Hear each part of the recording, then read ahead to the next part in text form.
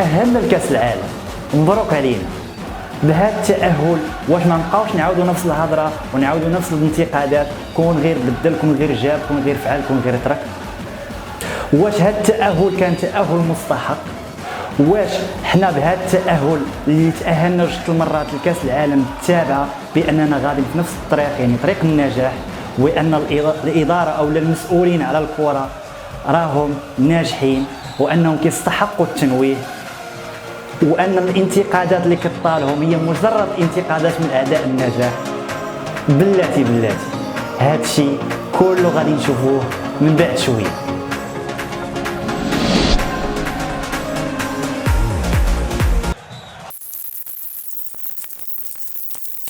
إخواني السلام عليكم، تحية طيبة، معكم ياسين الشاعر على قناة كيف الزعمة. قبل ما نبداو تابوناو وديروا جيم باش توصلوا بكل جديد. المنتخب تأهل كأس العالم بقطر بغض النظر على الطريقة اللي لعب بها، واش كان مقنع واش كان غير مقنع، المهم التأهل إلى كأس العالم ونستافدوا من الأخطاء اللي ديما كنطيحوا فيها واللي كنعاودوا ونكرروا ونقولوها نفس الهضرة. إصلاح ما يمكن إصلاحه، تكوين منتخب قوي، عندنا دراري، منتخب صغير في السن، تكوين منتخب اللي يقدر يلعب على المستقبل.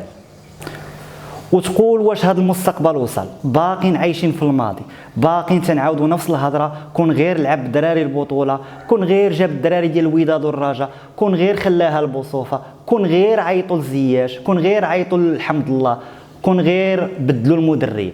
الخلاصه ديال هذا الشيء كامل هذا هو المستوى ديالنا ديال الكره. واش حنا ناجحين كرويا؟ هذا الشيء الاخصائيين ديال الكره هما اللي غيجاوبونا عليه. واش الكره بيزنس؟ شوفوا البرتغال وهولندا مثلا. هولندا اللي كتعتمد على التكوين، يعني الانديه كيكونوا لاعبين كيطلعوهم كيلعبوا بيهم ويبيعوهم وكيربحوا من وراهم فلوس صحيحه. نادي اياكس امستردام حقق بوحده منذ موسم 2012 2013 حتى لدابا 648.3 مليون دولار. ندوزوا للبرتغال. نادي بينيفيكا حقق في نفس الفتره 1.03 مليار دولار من بيع اللعابه.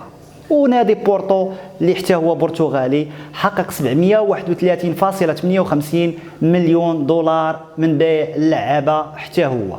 يعني الدوري كيدخل مليارات الدولارات عمله صعبه لخزينه بلاده، في حين منظومتنا هاويه رغم الاحتراف الشكلي.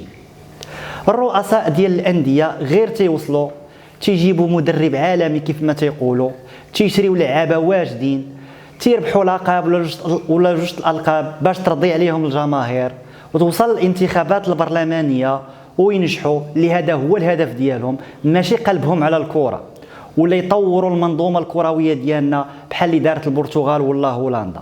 الا شفتوا المسؤولين على المنتخب مشاو جابوا لعابه من الخارج، ابناء الجاليه، فراه حيت ما عندناش لعابه مكونين تكوين اكاديمي، وزيد عليهم الوسطاء، وسطاء اللاعبين اللي هما اقرب للسماسره من وسطاء، كيهمهم غير الربح المادي، كيبيع اللعاب ديالو من ما كان، ما كيهمهم لا المشروع الرياضي ولا المستقبل الرياضي للعاب ديالو.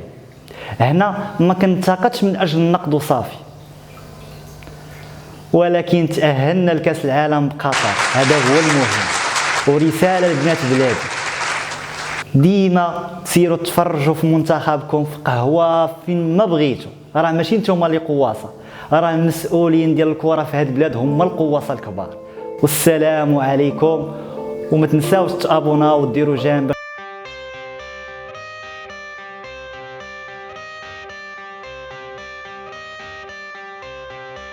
I got the cash in the bag, stadium packed. Born a rock star in this life, gone live it up on the attack. Baby, I'm bad.